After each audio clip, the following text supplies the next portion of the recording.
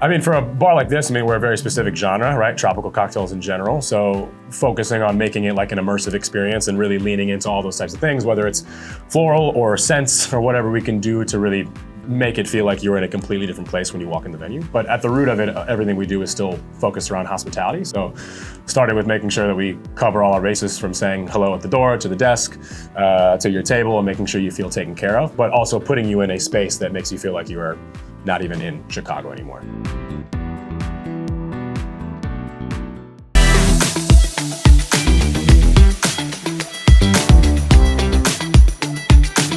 Hey guys, this is Sid Patel here, CEO of Bartender Spirits Awards and Beverage Network. I'm live here from Chicago at this amazing tiki bar. I'm here with Tyler. Tyler, thanks for having me here. Absolutely.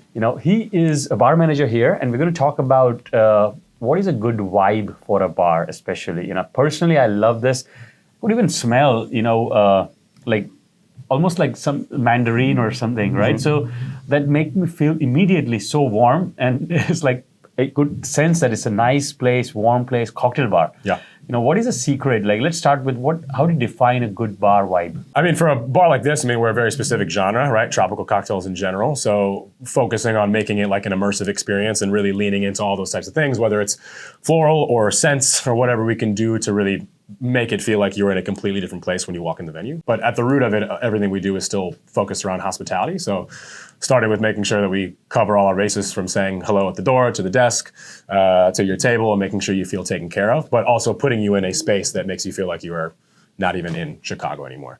So that's something that we try to do really hard here, and I think that we do an okay job. Amazing. What about your background, Tyler? Like, what's before this? How did you end up in the bar industry?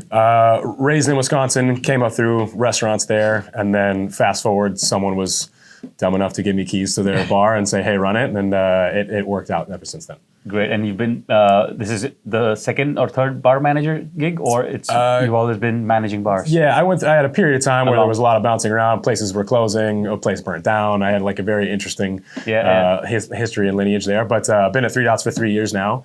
Lived in Chicago for 3 years. So what is the role of a bar manager? I mean, if I may ask, what are your core responsibilities? So when I first started here, it was really like, I would always say it was an operations major with a beverage minor. It was really more so focusing on scheduling and just general operations, very front of house stuff, and making sure we have things ordered, this, that, and the third, with a little bit of beverage when you have time for it. Now it's kind of shifted to honestly like a double major, quite frankly. Mm-hmm. Still a lot of those things of scheduling and making sure we have things for service, plateware, all that type of stuff in tandem with our general manager. But then all the beverage side in conjunction with our beverage director. Mm-hmm. So all the beverage ordering and procurement, making sure cocktail menu rollouts are as smooth as we can, managing prep, and that team as well. So kind of a lot. Got it. And I mean, the revenue, the sales, and the net profit are still your responsibility? Negative. In terms of, end of night reports and all those types of things, yes. But are you responsible for, like, if there is a slowdown, what can you do to fix it? Or yeah. Oh, yeah, for sure. I think that's anybody in the management team. That's kind of all. We take a little bit of that just to make sure that the business is running well. Okay. Back on the vibe, right? Like, so just, give me a practical part of lights or music or, why is everything the way it is? If you can give me some examples of maybe the color, how do you guys design that sort of thing? And why is this color here? Why is this, furniture here and so on? Yeah, the company takes a really, in terms of design and all the restaurants that they curate or whatever, there's a great amount of thought that goes into all the details and textures and colors and things of that nature to fit just the vibe of the venue and the genre that you're trying to bring.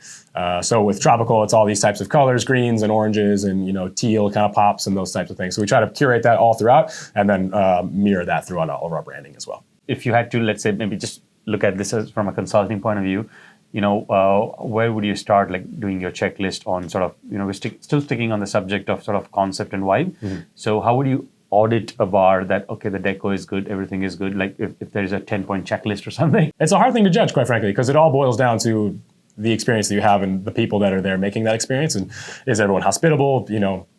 Food and beverage is one thing. You can go to a restaurant or a bar and have the best cocktail of your life or the best meal of your life. And you could have a really bad time by the people that are there helping you curate that experience. And on the flip side of that, you could be eating the worst food or having the worst drinks, but these people could make you feel so welcome into their home and make you feel so like the most important people in the room that could just skyrocket your experience. So all of those things are, I think, first, hospitality, and then your food and beverage is obviously just as important, but making sure that people feel safe. So at Three Dots here, we have a particular tone and style, right? So you're again and again saying about people, which I understand people are the most important part.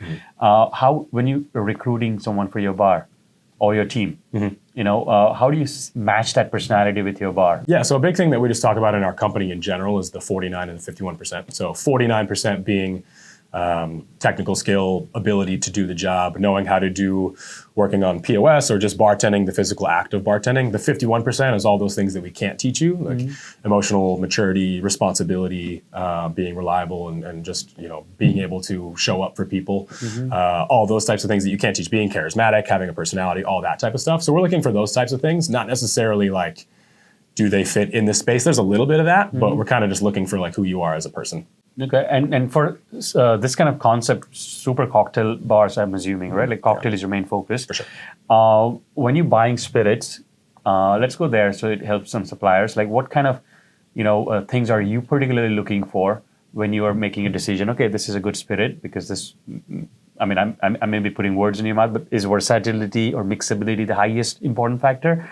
Or how do you evaluate spirits for your bar here? It depends on menu format and what we're looking to do and the cocktail that we want. And then along with that, it's, whatever fits that the best. So all those types of things of, costs and whatever else is certainly in consideration. We take that into a large consideration to what we do. But at the end of the day, if it makes the best product and that's the thing that we're looking for, we try our best to make it work. So it's really just whatever. So you already know your gaps, and then if something is there. For the most part, yeah. If there's a cocktail that we really want to do and this is the way to make it work, then we try our best to make sure that it fits that mold. Are you seeing any challenges personally because of the supply changes or Trump tariffs or maybe even the consumer shift, like super no and low or less drinking is happening?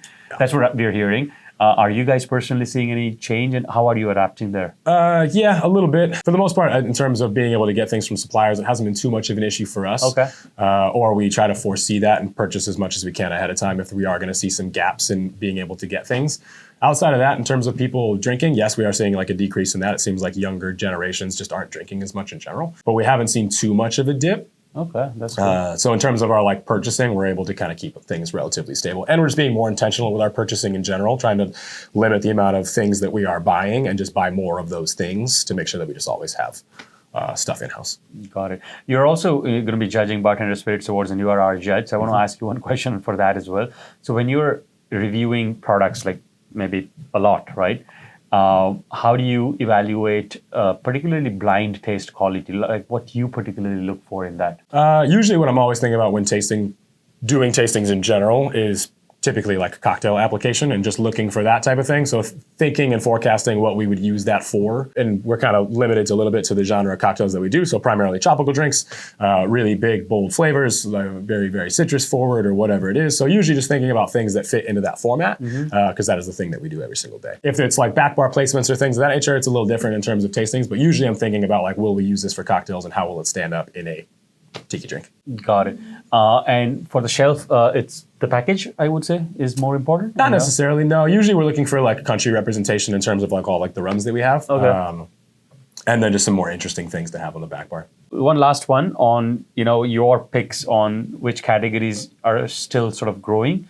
And maybe you may be buying, or what's your pulse on the top 3 categories that will continue to grow, and maybe top 3, worst 3, sorry, my bad, which are really at flat or declining? For us, we're seeing obviously agave is a big thing. Tequila is a big driver. Mezcal, the same. I think those kind of go hand in hand in terms of what people want when we see in like the main dining room. In here, it's a different cocktail menu. It's a smaller room. So our offerings are different.